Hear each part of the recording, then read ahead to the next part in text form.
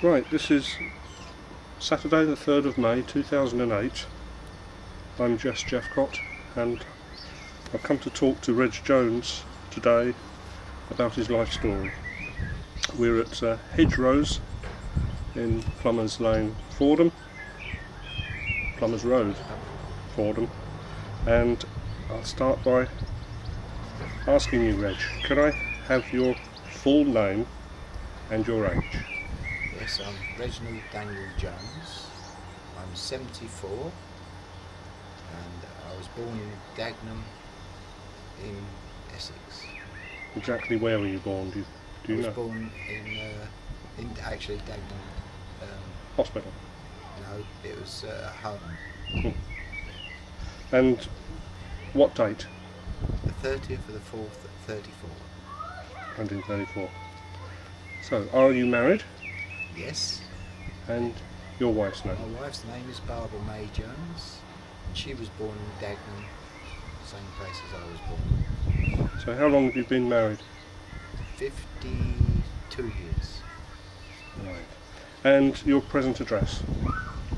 Present address, which is Hedgerows, Plumbers Road, Fordham. Right, Reg, brothers and sisters, have you got any? And Yes, who were they? Who are they? I just had 3 older brothers, and they had no sisters, and the 2 eldest were in the war over in Africa, and the 3rd brother went in the Grenadier Guards, and he was in the Grenadier Guards for 16 years. And what were their names? The eldest one was Leslie Jones. The second one was Ronald Jones, and the 3rd one was Alan Jones. And are they still with us? No, they all died. Two died just after the war, and the 3rd one, he died a few years ago. Tell me a bit about Leslie. When? Well, Leslie was the oldest one. He went in the army, and he went out to India, and he was out in India during the war. The 2nd eldest brother, Ron, he went to Africa, and he was out for 3 years, solidly out there for 3 years. He got injured, but stayed out there. And he was, and then Alan, he was the one that helped me later on to get in the regiment that I got into, the Royal Horse Guards. He was in the Grenadier Guards, and it was him who suggested that when I went in national service, he suggested that I signed on an extra year. And I said, why is that? He said, well, if you sign up for an extra year, you can go in the Royal Horse Guards and you're stationed at Knightsbridge, and I can still get backwards and forwards to Upton Park to play for West Ham. But that was later on. Yeah. Did you see much of them? You were the youngster in the family. Yeah, well, my eldest one lived in Dagenham for quite a few years, and the others lived in Tooting, in London, and Alan, he lived out in Windsor for quite a while. Okay, father, what was father's name? Father's name was Daniel, and that's why my 2nd name is Reginald Daniel Jones. But they all called him Taffy because it was Jones' name, and he was born in Wales but lived in East End of London nearly all his life. So they all called him Taffy, and he drove 6 Shire horses around London for 40 years for the British Railway. For the British Railway. Oh right, carting. Yeah. So he's a carter, effectively. Oh, he had 6 Shire horses and 4 Shire horses. And I used to go to London with him. I used to go up to London with him when he was working at weekends, and I was only about 8 or 9. We used to get into the stables, and he would lift me up and put me on one of the Shire horses, and I would be sitting there for an hour while he was feeding and doing, because it was too high to get down. So I'd sit and it was all good. So that's how I virtually got to like horses originally. Got a liking for horses, yeah. So where was Daniel born then? He was born in Wales, the South Wales, but he was only there, I think, a year, 2 years, and then his mum and dad died, and he came down to live with his brothers and in London, East End of London. So he didn't have a Welsh accent? No, really tough Cockney accent, Yeah. actually. A London boy, yeah. Yeah. So when was he born? Do you know? Oh, well, he was, what was he? He must have been born 70. He was 70 when he died, and that was 20. So he must have been born in early 1900. Yeah. So when did he die? He died about 7 years ago. So about 2001. Yeah. Yeah. So how old would he have been when you were born then, I wonder? I think he was in his 40s, because he must have been in his 40s when I was born. So Because he was too old to go in the army, that's why he stayed. So he must have been coming up 50, late 40s. And he was 70 when he died. Yeah, 74. So where did he die? Was it in? He died in Dagenham. Church Hospital at Church. So he worked for British Rail or Yeah, whatever up the in rail. London, at the East End of London, driving horses, carts and everything. Right throughout his working life. He was there 40 years and he worked for British Railway for 40 years because he had these free passes. He used to be able to go anywhere on the trains, you know.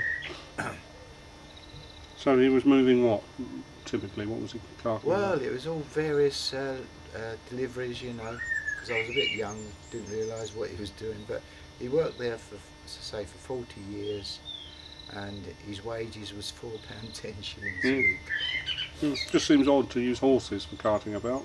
Yeah, well, they used to take everything up from station to station, dropping them off, you know, and picking them up. But I never went with him. I never went when he was driving. I just went there when he was working at weekends, and I went up there just to see him and be on the train with him. You know. And what sort of man was he? Got on well with him? He was good to you? Oh yeah, it was good. It was a football. It was him originally because he was running football teams in Dagenham, and with my three brothers playing, and he was good as far as football side is concerned. Mad on football, and my mum was a French polisher, and it was her who helped me when I got into my army career. Be able to spit and polish. And make sure things were right. So what was Mum's name? Elizabeth. And what her maiden name? No, I don't know her maiden name. And do you know where she was born and when? She was born in London as well.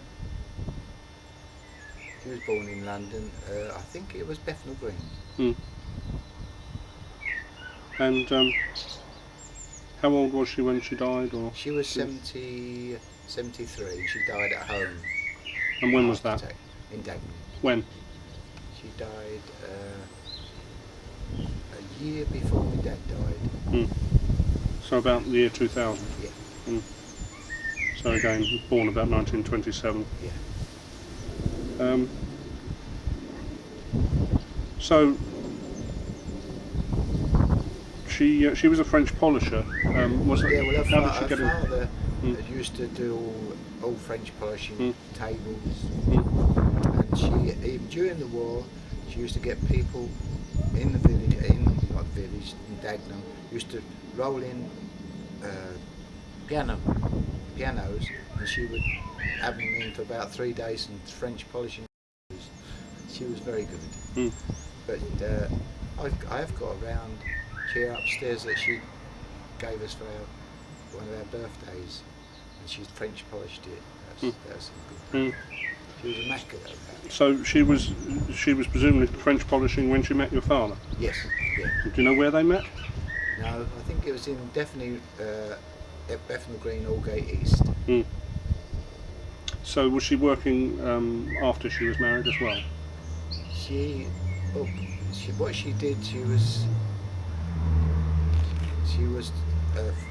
also, she used to bringing children into the world. People used to knock if they was expecting. So she was a midwife as well? Yes. Sort of unofficial? Well, it's unofficial, yeah. Yeah, she did that for people. But people used to ask her to do this and do that, and she used to do anything, but she never worked as that. But she retained the skill and yeah, she did retained it the skill, and she taught me. Sort of a hobby? Yeah. So she stayed at home looking after the children? Yes, because she had 4 children to look after. Yes. Okay. Grandparents. Do you know names or anything about them at all on either side? Not my grandparents, no, but they would definitely all come from the East End of London. On your mother's side, father's side, presumably Welsh? Mother's side, and my father's side didn't know anything, because I think they died when he was so young that he didn't even know about his parents. I'm sure family history would reveal that one. So, you were born in hospital. So what was the address that you lived in Dagenham? Dagenham, 21 Stanfield Gardens.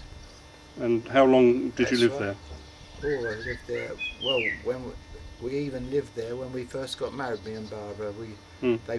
They let us have the upstairs bedroom and living room, and they moved their bed down into the downstairs into the lounge, and they slept downstairs. But we were there about 2 or 3 years. And what sort of house was it? It was just it was a rented house, a council house, and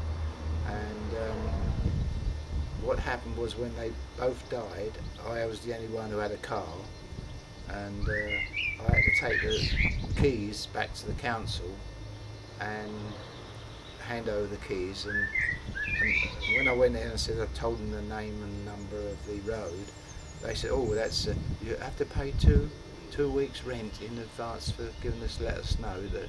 I said, no way. They lived there 40 odd years and they paid rent that bought the house, so I just didn't pay and just walked out. So it was a typical semi-detached? It was a 2-bedroom council house. So presumably it was a fairly modern house, built 30s built or something. They moved into it when it was built, yeah. And all the roads actually were just this type of thing in Dagenham. They hadn't even concreted them, so it was the first ones to move in there. Wait for the aircraft to go over. We're on the flight path here, aren't we? Yes. Sometimes here, sometimes we don't. That's right. So you had all mod cons, I suppose. It was yes. urban park, unlike in villages where we were lucky. Yes. Yeah. So you had all of this. So did Mother have any help with running the house? Probably not, I suppose. No. So she did it all herself. What about pocket money? Did you get pocket money? No, I didn't get any pocket money. I had to scramble it off my dad now and again. Was money tight, or? Well, in those days it was, because it was the war, wasn't it? And there was hardly anything, so that saved everything up. There was definitely no bank accounts my mum and dad had. So what about music in the house or entertainment? Yeah, they didn't have a television. They just had a wireless, which was one of these batteries that you had to get you had to go and buy these little batteries to put in the radio when it ran out. Family sing songs, get-togethers, or? No, we didn't. Down to the pub? No, my dad used to belong to the social club in Dagenham, but it was basically, it was football. We weren't allowed to go in pubs anyway, because we was all my brothers and that, and I was football, and we were told by Dad, if you want to play football, you don't drink, you don't do this, and you was told, so we weren't allowed. So what about church? Did you I did go into, it was Dagenham Church, where we got married, me and Barbara, Mm. I was in the choir. Mm. There's only about 6 of us. We used to get, that was the other thing, we used to get a shilling for every wedding when we sang. We used to get a shilling each Mm. chorus, we used to get a shilling each. Mm. So that was sometimes we earned 4 shillings on a Saturday. Very nice too. Good money. So, so that would have been Church of England. Yes. And what about parents' politics? Were they political or? No. I mean, Mum and Dad were just Labour. Mm. Used to vote. That's all they didn't even know anything about Conservative then. Mm. It was all Labour. What about newspapers? Were they readers at all? Or? Yeah, Dad used to get a paper every day. Yeah, it was the Mirror, Mm. something like that. Good Labour paper. Yeah. So what year was it you were born? 34. 34. So you have memories of presumably outbreak of war, possibly. What were your Well, I was earliest memories? 8 and 9 in the war, when the war was on, and I used to go to a primary school, and that was at St John's, and then I went to Eastbrook School, which I've got photographs of, and I was a school captain and everything. Mm. But at school, during the war, I was going to school, and if the sirens went, people used to open the doors and pull you in, and used to go in, because in those days it was Anderson shelters. Mm. There was the metal In the school? in the school, and also in everybody's house. Mm. You had to dig your own hole, Mm. put the Because I suppose you were running the firing line, really. There's no yeah. talk of evacuation for you then? Well, yeah, I did I was evacuated at the end because it was getting bad. There was bombing and everything, and I went up. I only went up for 6 weeks. Mm. That's all. Went up to Nottingham, Mm. and was on there for 6 weeks. Do you remember the people? Were they good to you? Yeah. Oh well, they were ex-police. He was an ex-policeman, and he was very good. And but you know, that's another thing you don't remember too much of. But Mm. they were very good. Yeah. You don't remember their names? No. Mm. But what, the war ending brought you home again, or? No, it was just before it ended. My dad, he came up and said, "Come on," he said, "you can come home. It's much quieter now. It's not so much bombing. You can come." Mm. So he went and brought me home. Mm. But yeah, we had houses about 100 yards being blown up. And, used to see the old parachutes coming down when they shot the German planes down. My dad used to be in the fight. He used to have his gun and. Was he Home Guard, was he? Yeah, he was Home Guard. Not an air raid warden or anything? No. Mm. And, Dad's army. Yeah, Dad's army. Mm. But So what memories, earliest memories, even perhaps before the war? Anything? no, it was. No, I was only about 6, 7. I was only about 7 or 8 during the war. I remember. Mm. And, Did you see any doodle bugs or? oh yeah, we saw dude bugs, saw everything. We could even see German planes going over, and when they opened up to let the bombs out, we could even see the pilot. They used to come so low. Mm. Over, and we used to always be in the Anderson shelters in there. We had to go in there, and you look out and that, and look at them. But it was a thing you never forget. Mm.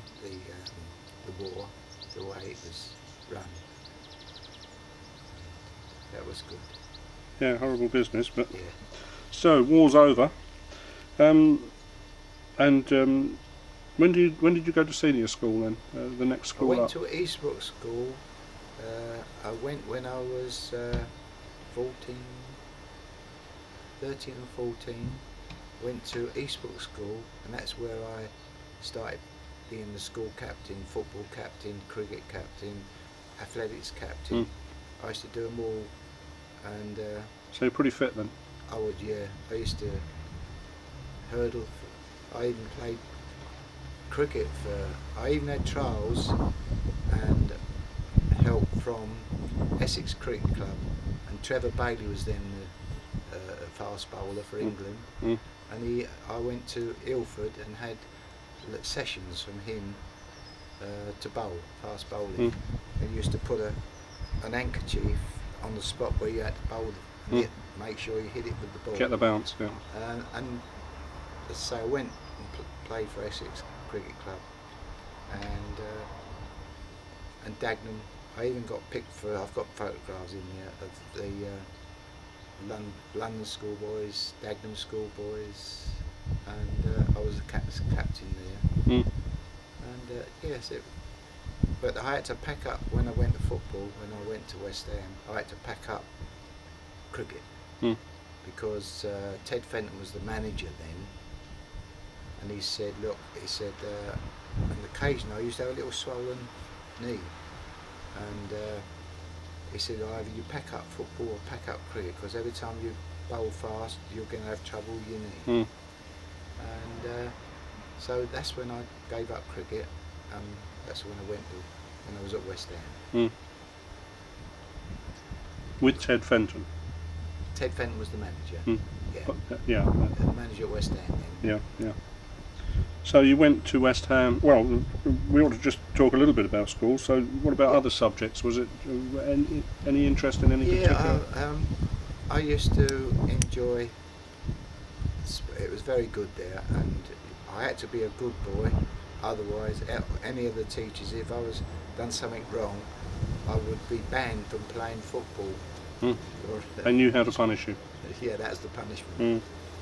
So I only did it once, and I wouldn't be naughty anymore. Any favourite teachers? Yeah, Mr. Taylor, Mr. Smith. Taylor was he used to do gymnastics, and Mr. Smith, he was the football. He used to run the football teacher. Got a plane going over again. Yeah. All on their way somewhere. Well, you've got. We've got Stansted not so long away, have we? I think they might be getting lower as well. So you left school at what age? Left school at 15. I left school at 15. That's right, and that's when I was playing a lot of football, and that's when I was invited to go to West Ham to have trials. There was 22 teams picked. The scouts used to go round from West Ham, and they used to pick names, and you was all invited to go to Hackney Marshes, and you all went to Hackney Marshes, and there was 11 pitches there, so it was 22, 11 teams, and the scouts used to go around, and out of, when I got picked, there was just 2 of us got picked out of that 100 and odd. And so you must have been good. And it was, I went with Kenny Brown, who wasn't, he played for England actually, I got photographs. He played for England once, and I played with him football from about 12 years old, right up until we went to West Ham, and went in the army at 18, we both went in the army at 18, and that's how we went in the army. So the story of your signing up, you were telling us about your younger brother, sort of. Yeah, well what happened was, you see, because I was mad on football, and I knew I had to go to sign on for national service, and at that stage, you didn't know what regiment was going to go in. You could be up in Scotland playing, in the army. So my brother said, now, Reg, think about signing on for an extra year. I said, why? He said, well, then you can pick what regiment. You can pick your own regiment you want to go in. So what regiment do I want to pick? He said, well, the Royal Horse Guards, they're stationed at Knightsbridge. He said, you can get a tube train back to Upton Park every time you want to get back. So I thought about it, and eventually I did join. So and they took you willingly. When I went in the army, they asked me why I wanted to go, and I told them, and they said, well, we'll have to see, because he said there's only 4 out of the whole squadron, which is, you've got about 20 in the you know, the rifle squadron, and out of those only 4 go on the horses. All the rest go to Windsor, armoured car division. So they're doing armoured cars. But you knew horses? I didn't then, no. Didn't But you know. told them you No, did? well, no. When I went out to see the chap at the Horse Guards, he said, "Well, why did you pick that?" I said, "Well, I want to, you know, like horses." He said, "Do you know anything about horses?" I said, "No." He said, "Oh dear, well." He said, "Well, we'll see." Anyway, and I was eventually picked. There was 4 out of the whole squadron. I was picked. There was 4 of us went to Knightsbridge. That's how I got to Knightsbridge. So do you know why you were picked? No, I think it's basically because I was playing football, and that was a little help, I think. Yeah. And I told him why I wanted to carry on playing football, and being living in Knightsbridge, you get to Upton Park in about 20 minutes on the tube. So that was one reason, I think. But the other reason, I suppose, was when we was doing square bashing, and I was always picked out because see, my mum used to teach me how to do spit and polish. Because most people they put the rag and fingers in the actual tin, black tin, and then every now and again spit on the rag and carry on. But she said that's not the way to do it. She said what you do, you put it in the polish and then touch your lip every now and again. He said if you touch your lip and it was smooth, you carry on, don't put no more polish on. But if you touch your lip and it's sticky, don't, you know, and that helps to keep it smooth. And that's how I used to, because it used to take us in the army to get ready for guard duties, which I did 101 guard duties outside Whitehall. To get ready to go on duty was 7 hours, spit and polishing. It was 4 hours to get the horse ready, because even the nose bands were spit and polished. The reins and the hooves were polished, and then your jack boots, that used to take an hour each one to do. You only spit and polish from there round to the back, because that bit was against the horse. You wouldn't see it. It was just a brush up. So that's how they taught us to do that. And out of the 100, I was at Knightsbridge, and I did about 130 guard duties outside Whitehall, and over 100 of those I was picked in the boxes. Because the best four that turned out got the horse on the horses, because the others were marching up and down with swords. So out of the when you got picked, the best 4 got the horses in the boxes, and the others were outside.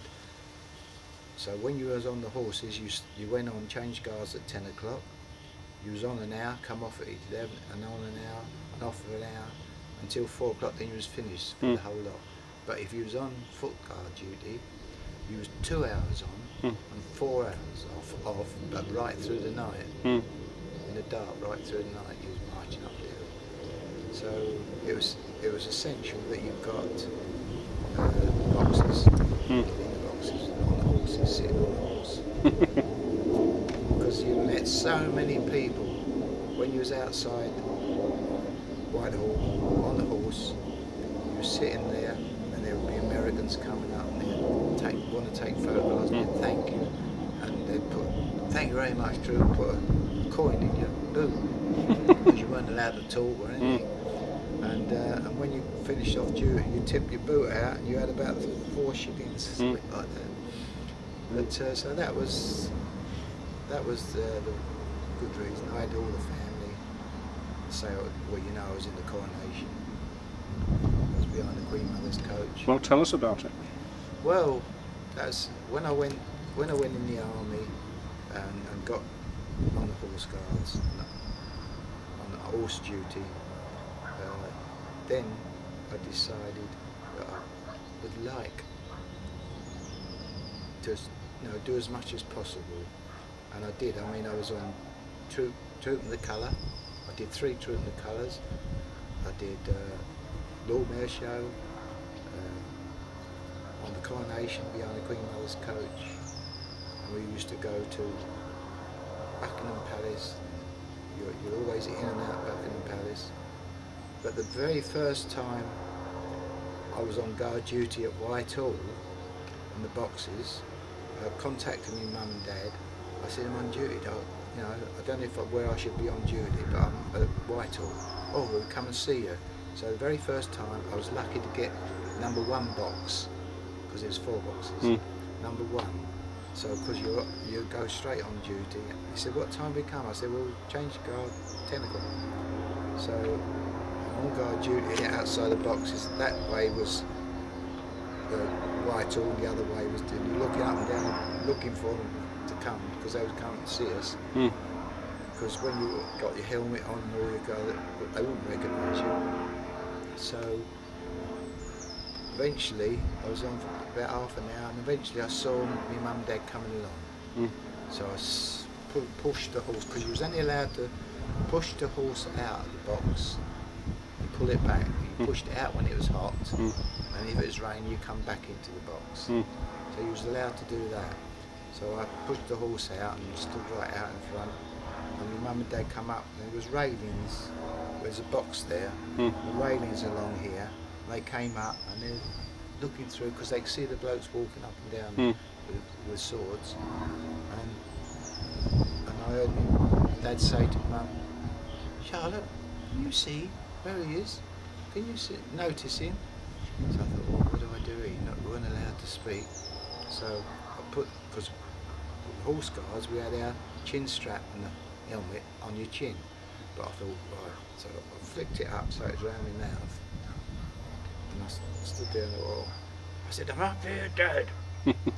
So he looked up, he come right up to me, looked under my helmet. He says, is that you, Reg? And I nodded. So he said, Mum, it's Reg here. So they came up and looked at the horse and looked all around and spoke to her, because we weren't allowed to speak. So that was the very first time they came and saw us on guard duty. So that was a bit of a laugh. We weren't allowed to, if I'd have got caught, I'd have had 7 days CB if I'd have let it speak, because you weren't allowed to talk to anybody. Were there any incidents that you had while on duty?